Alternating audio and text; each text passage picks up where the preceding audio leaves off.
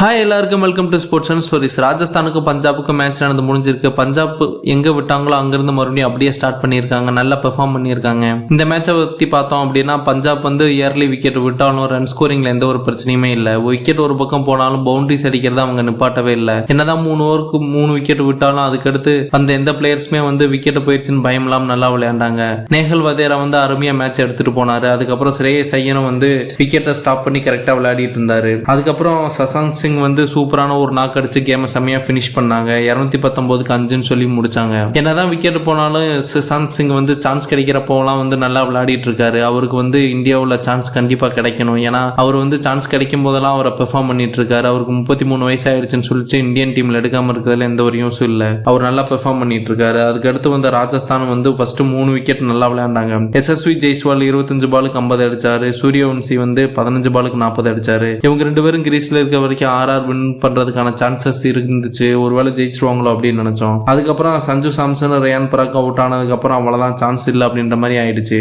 துருவ் ஜுரோல் மட்டும் ஒரு பக்கம் போராடிட்டு இருந்தாரு. ரீடைன் பண்ண ஹெட்மயர் இந்த மேட்சும் சொதப்பிட்டாரு. இம்பாக்ட் பிளேயரா வந்த சுபம் துபேவும் 7 பாலுக்கு 7 ரன் தான் அடிச்சாரு. யாருமே துருவ் ஜுரோவுக்கு சப்போர்ட் பண்ணாதனால 10 ரன் வித்தியாசத்துல பஞ்சாப் நல்லா ஜெயிச்சுட்டு போயிட்டாங்க.